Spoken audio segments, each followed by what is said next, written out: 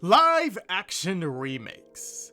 Thanks to a certain greedy mouse, live action remakes have a bad taste in mine and most people's mouths. I just don't trust live action remakes anymore, and weirdly, I think they're in a tricky spot.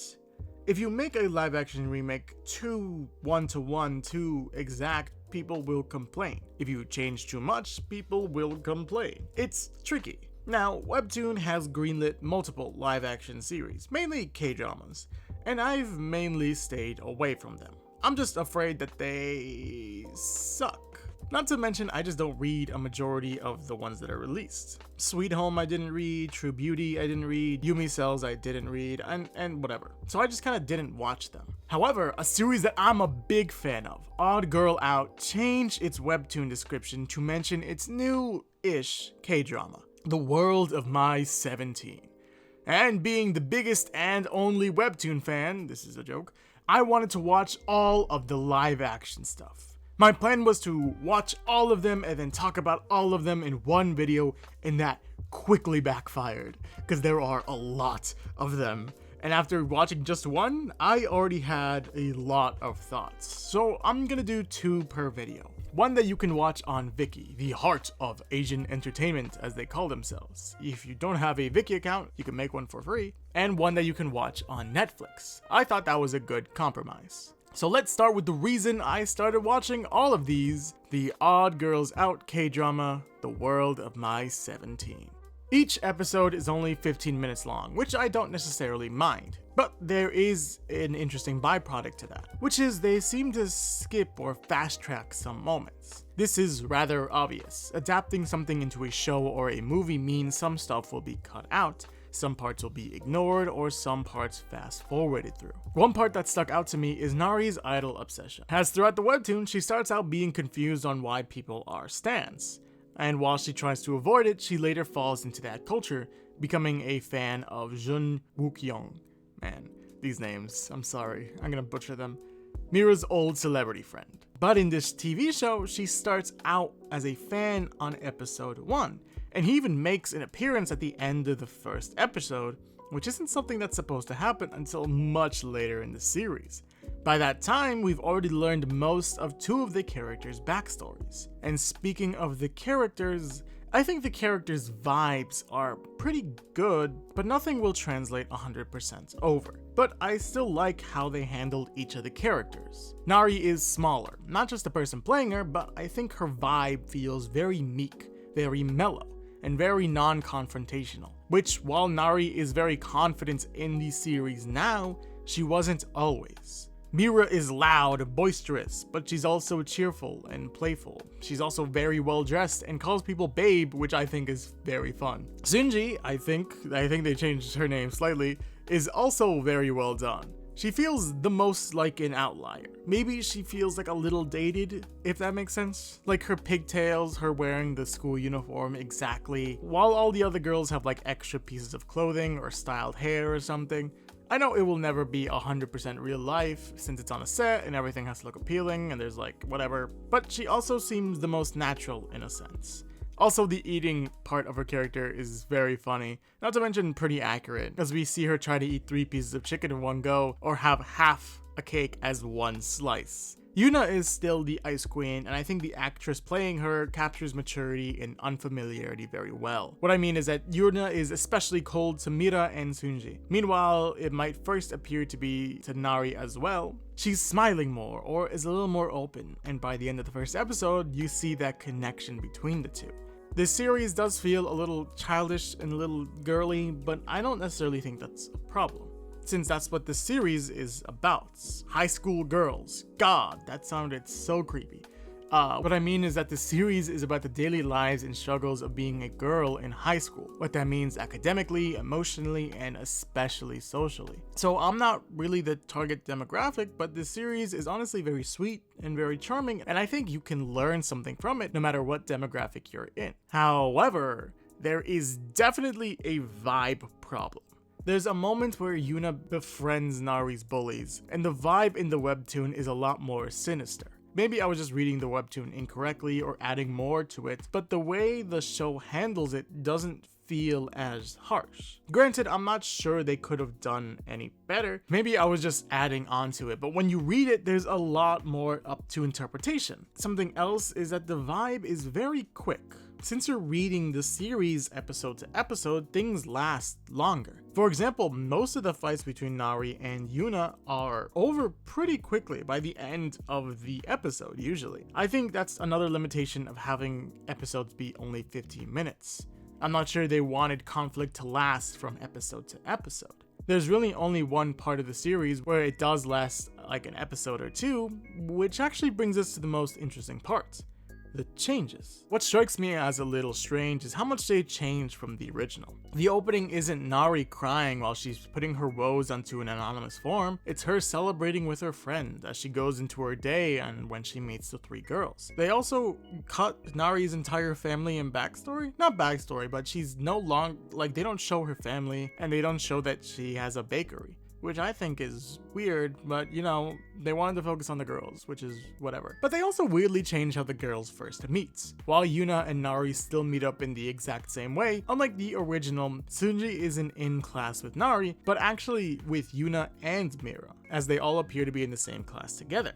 Nari meets Mira at the convenience store by chance while she's trying to get away from Yuna, but I still think that works. It made Nari actively try to escape Yuna, only to get her dragged back by Mira, and then for them to all eat lunch together. And speaking of characters, there are weird things that they have changed, mainly about the characters' backstories. Sunji is the person who's been changed the least, but they made her really into makeup and stuff, and that's fine, I guess. Mira's backstory, however, is radically different.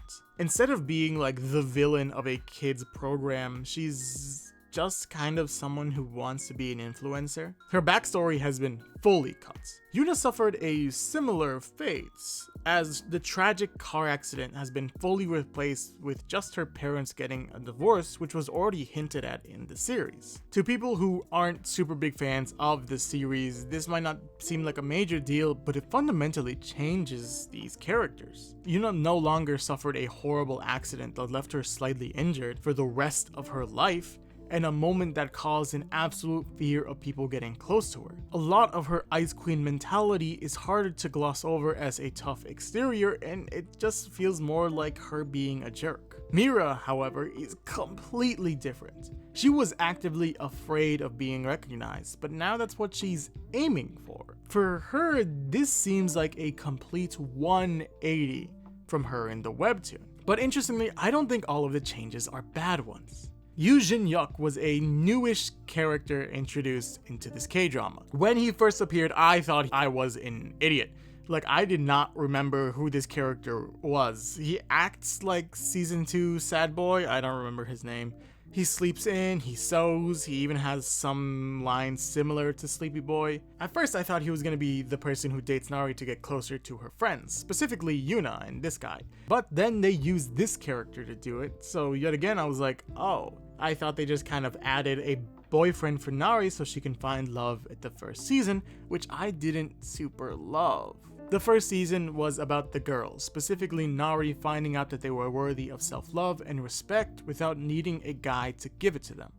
However, it feels like they were trying to fast track it. They wanted to give Nari a boyfriend right off the bat, but then he got real close to Yuna. They really fake you out with his character, and I actually really like it. Don't get me wrong, I don't think we needed a full episode dedicated to his side of the story, especially for a character who does not appear after this episode, but I still like the bait and switch. It was a good mix-up for people who've already read the series, which I spoiled now. Great, well, dang it. But the point was, it was very well executed. You can feel the betrayal in you, like you read a betrayal in the series and like, oh, this might not be a betrayal, but it was, and that was really well made. However, I think the end of the first season ended rather strangely. Instead of just Yuna going to study abroad, everyone is going their separate ways, which is gonna make another season real weird. Sunji is going into a vocational school, Mira is quitting school to become an idol, Yuna is studying, I forgot where she's studying. I don't think they said abroad, but she's going somewhere, and Nari's staying there. If none of the girls go to the same school, how are they going to make another season? If they ever will make another season. But you know, I still thought this was a pretty good first look into K-dramas. But let's turn up the heat, shall we? Love and Leashes is not a series I ever would have thought I'd talk about. This series is mainly a story that focuses on the world of BDSM. That is not a joke. Oh boy. It follows two people, one who's never really thought about BDSM and someone else who's real into it. If you turn away from the series because of that premise, I gotta say this is weirdly some of the more tamer stuff you'll find on WEBTOON. There are a lot of other series that go a little more into that demonetization zone. The series is just kind of explaining what people like, mainly normalizing how many people are into this stuff. And honestly, it's a very charming and an incredibly adorable series that's definitely worth checking out if you're, I'm gonna say, old enough to check it out. But when it released alongside a movie on Netflix under the same name. And while writing this part, I haven't seen it yet. So if you can just give me like a second, I'm gonna go check it out. I'll be right back. Huh. That certainly was a live action series about BDSM. Okay, this is when I realized that live actions are always going to be at a disadvantage. Because as a webtoon, you basically have full control of reality, not to mention style. Which is why I will always worry about Lore Olympus getting a live action remake. Because you might be able to approach the stylized appearance, but you'll never get there. Love and Leashes is a series that focuses on BDSM, but the series has a cute, almost pastel art style. The reason this is important is mainly because of what the series represents. It's about BDSM, but not really. It's about the life of people who are into BDSM. A series about normalizing it. That people exist in this world who are into this stuff, but are often no different and should be treated with respect. Since the series' style is much more brighter and cheerful and on the cutesier side, the BDSM aspect isn't as harsh, meaning it isn't immediately connected with the more extreme and amorous parts of life. The series is about relationships, all types, co-workers, like actual romantic relationships, friendships, all that stuff. The reason this is important is because that vibe is missing from the movie. Don't get me wrong, I like a lot of parts about the movie. Something I noticed about K-dramas is that actors are very expressive, like physically expressive, like they use their entire body to act. These guys are like flailing their arms around, bowing very deeply. I think for someone who watched it subbed, it added a little more to it. But the webtoon feels more like a fun slice of life, meanwhile the movie feels more like a romance drama. Scenes are dimmed and realistic. In the movie, our female lead is more of an ice queen than just someone who's bad with her emotions. They give extra details about like where they work, that they work as like with children's programming, and that they partnered with a YouTuber who had some controversy, but they also cut and rework a large amount of the series. You know, all of the male leads' friends were basically cut. Most of the female's leads' friends and her brother was cut. Her ex was cut. Like, a lot of stuff was cut. Mainly focusing on the same premise of falling in love with someone and finding out that they want you to be their master. Which brings us to something I kind of have a problem with. I'm not kink shaming you though. WEBTOON, why are you making K-drama movies with your original series?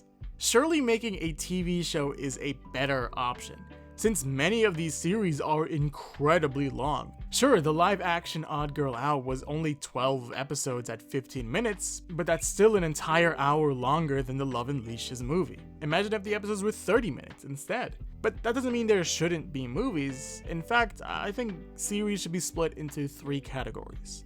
Category 1, live action shows that should focus more on slice of life, drama, romance stuff. Meanwhile, live action movies should be your Daily Pass originals. I won't fault you if you don't read any Daily Pass originals. I didn't for a while, but I gave one a chance, specifically Her Bucket List, which is honestly a beautiful story about self-love and overcoming depression. Or if that's not your style, Behind the Curtain, which is another story about self-love and self-worth and finding out who you are in it. or The Horizon. It's from the same author as The Boxer. Odyssey, a beautiful story, but there are so many series that don't get attention, and they're shorter stories, which will be perfect for movies. Meanwhile, category 3 should be what I think you should be focusing on: animated shows.